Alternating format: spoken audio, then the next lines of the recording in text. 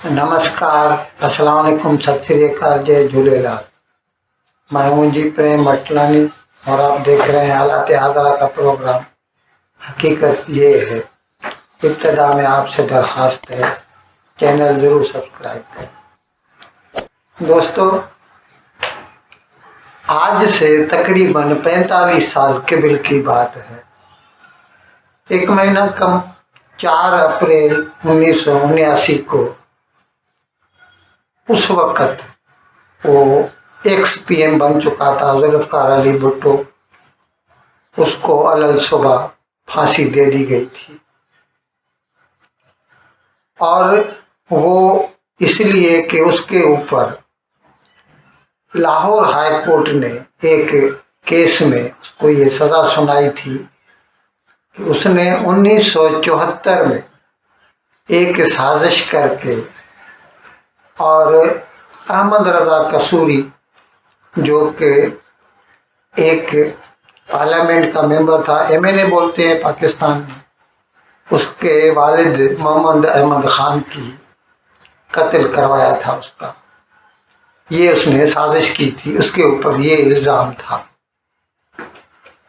अब इसका हम आपको थोड़ा बैकग्राउंड बताते हैं। 5 जुलाई 1977 तक भुट्टो वज़ीर आज़म था। 20 दिसंबर 71 को पहले वो सदर और चीफ मार्शल एडमिनिस्ट्रेटर बना था। बाद में उसी की कोशिशों से 1973 में पहला तो नहीं बोलेंगे, तीसरा है, लेकिन मुस्तकिल है ये, पाकिस्तान का कॉन्स्टिट्यूशन बना। इससे पहले वैसे तो 1956 में बना था, उसको एब्रोगेट किया गया, फिर 1962 में बना, उसको भी हटा दिया गया। अब तक जो चल रहा है कानून आइन वो 73 वाला है और वो भुट्टो ने दिया था। उसके बाद मार्च 77 में इलेक्शन हुई पाकिस्तान में, जिसमें भुट्टो जीत गया, उसकी पीपल्स पार्टी जीत गई।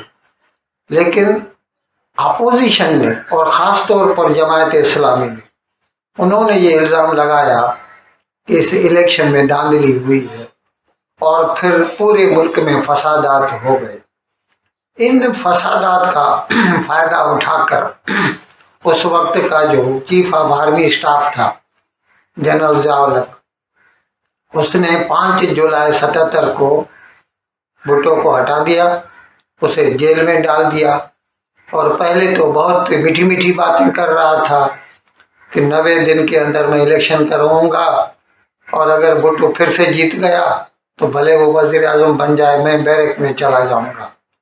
लेकिन पहले कुछ दिनों तक भुट्टो और दूसरे सियासतदानों को गिरफ्तार किया था, कोमरी में रखा था उनको। बाद में उनको छोड़ दिया गया। जब भुट्टो ने इलेक्शन कैंपेन शुरू किया और उसका पहला जलसा हुआ कराची में, कराची जो कि हकीकत में एंटी भुट्टो माना जाता था, उस वक़्त इतनी भीड़ इकट्ठी हो गई उसको सुनने के लिए, लाखों लोग आए उसे सुनने के लिए। ये देखकर लगता ऐसा है कि जनरल ज़िया-उल-हक की नीयत फिर गई और फिर उसने कहा कि नहीं, अभी इलेक्शन नहीं होगा, अभी अकाउंटेबिलिटी होगी, एहतसाब होगा।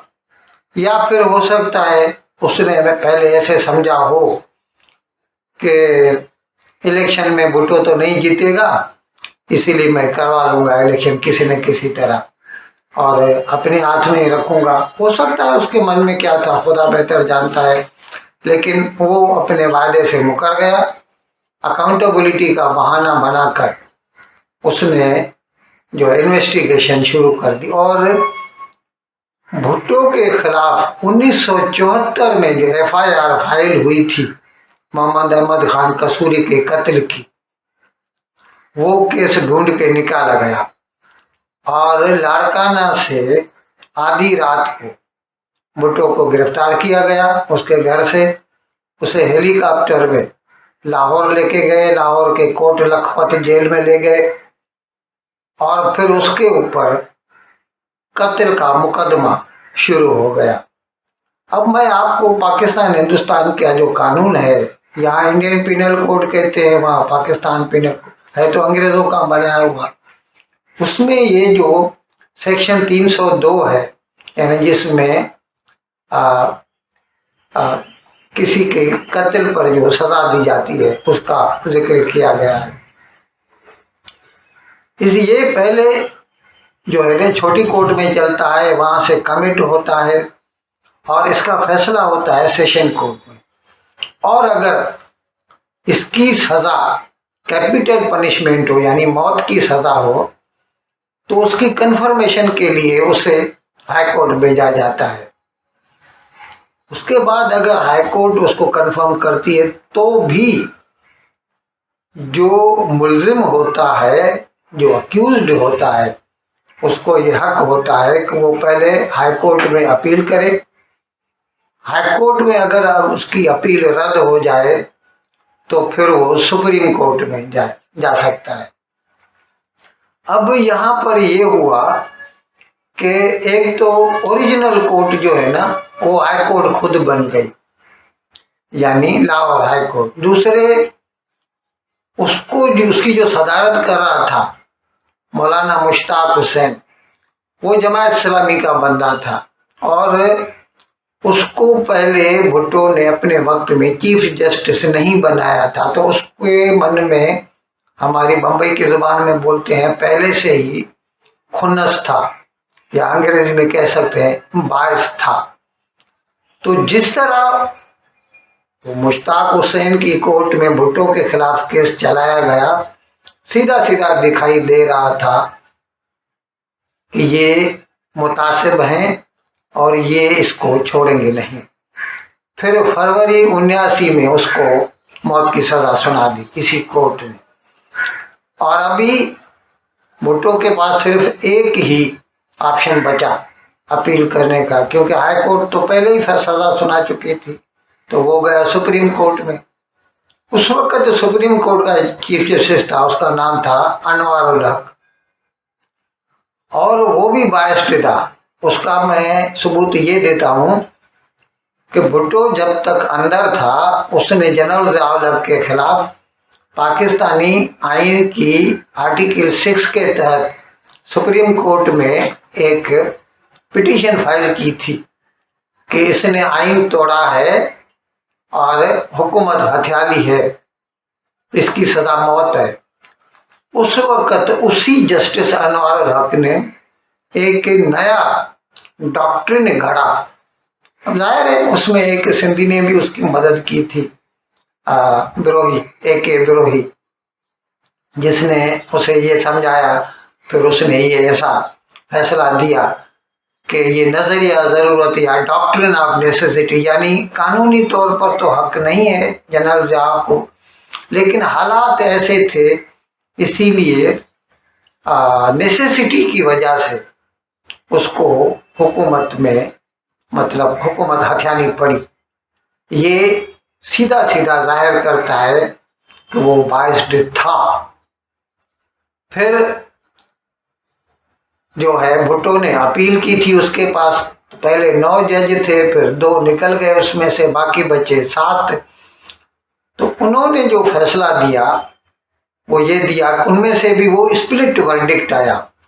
4 ने फैसला दिया कि इसकी सजा बरकरार रखी जाती है, 3 ने उसको बरी कर दिया, यानी ये स्प्लिट वर्डिक्ट था।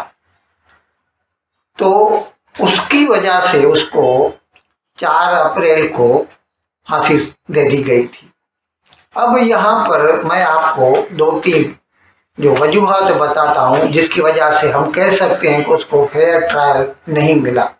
एक तो मैंने बताया कि ओरिजिनल कोर्ट सेशन होती है, जबकि यहाँ पर ओरिजिनल कोर्ट हाई कोर्ट हो गई। दूसरे, उसके खिलाफ सबसे बड़ी जो गवाही थी वो थी FSF, यानी फेडरल सिक्योरिटी फोर्स बनाई गई थी उस वक्त, पैरामिलिट्री फोर्स थी। उसका डायरेक्टर था मसूद महमूद।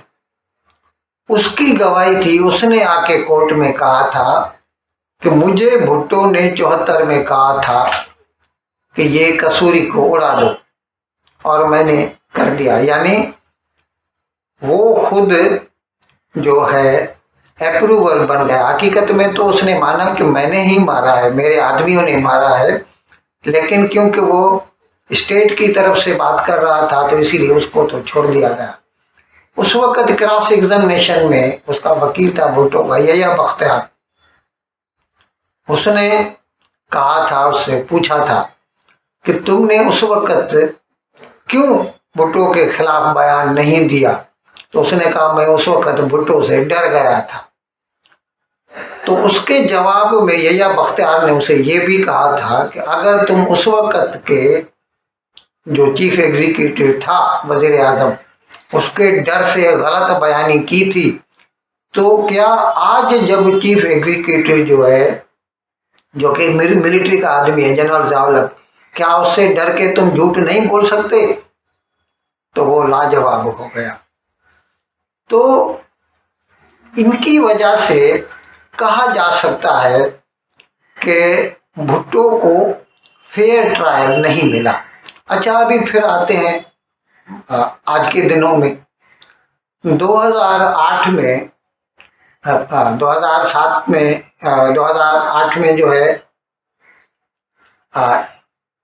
ये अपनी बेनज़ीर भुट्टो को 2007 के दिसंबर में कत्ल किया गया। उसके बाद फिर इलेक्शन हुए और उसके बाद जो है हुकूमत आई पीपल्स पार्टी की। तो उस वक्त पाकिस्तान का सदर बना था आसिफ जरदारी, जो कि भुट्टो का दामाद। उसने 2011 में जब वो सदर था, प्रेसिडेंशियल रेफरेंस भेजा उस वक्त की सुप्रीम कोर्ट को कि वो ये जो जजमेंट थी भुट्टो के खिलाफ 1979 में दी गई सुप्रीम कोर्ट की, उसको रिव्यू करें और पूरे केस को देखें और एप्रोप्रिएट ऑर्डर्स पास करें। अभी 2011 का रेफरेंस आज 2024 है, उसको 13 साल बीत चुके हैं। 2 दिन के बाद 6 तारीख को जो इस वक्त की सुप्रीम कोर्ट है पाकिस्तान की, जिसका चीफ जस्टिस है काजी फायज ईसा और 8 और जज साहिबान, 9 जजों की बेंच है, उन्होंने ये फैसला दिया कि हाँ 1979 में जो है या 1978 में जैसे उसके ऊपर केस चलाया गया पहले हाई कोर्ट में भुट्टो के ऊपर, भुट्टो को इंसाफ नहीं मिला, फेयर ट्रायल नहीं मिला। अच्छा, ये मैं ये कहता हूं कि वो जो है केस के मेरिट्स पर बात नहीं कर रहे कि वेदर भुट्टो वाज गिल्टी और नॉट, उसको उन्होंने नहीं छुआ। उन्होंने सिर्फ ये कहा है कि भुट्टो के साथ इंसाफ नहीं हुआ। यानी इतना कह सकते हैं कि अगर इंसाफ हुआ होता तो शायद उसको बरी कर दिया जाता। अब इसका पाकिस्तान की सियासत पे क्या असर होगा? हो सकता है कुछ दिनों के लिए कि यूफोरिया हो जाए कि हाँ पाकिस्तान में अदलिया आज़ाद हो गई है, लेकिन जहाँ तक कि मेरा मतलब मेरी समझ का ताल्लुक है तो मुझे लगता है इसका जो पूरा क्रेडिट है वो काजी फायज ईसा को जाता है, जो इस वक्त का जो सुप्रीम कोर्ट का चीफ जस्टिस है। क्योंकि आप खुद देखिए ये केस माने रेफरेंस जो है प्रेसिडेंशियल 2011 में भेजा गया, 13 साल तक लटका रहा, किसी ने नहीं उठाया, किसी ने फैसला नहीं किया। इतने सालों के बाद आज एक सुप्रीम कोर्ट के चीफ जस्टिस को हिम्मत हुई, उसने सुना और ये फैसला सुनाया। तो इसीलिए इसमें ज़्यादा कुछ पढ़ने की कोई ज़रूरत नहीं है। ऐसा नहीं है कि पाकिस्तान में अदलिया आज़ाद हो गई है। हाँ, एक जज अच्छा निकल आया है तो ऐसा फैसला सुनाई दिया है।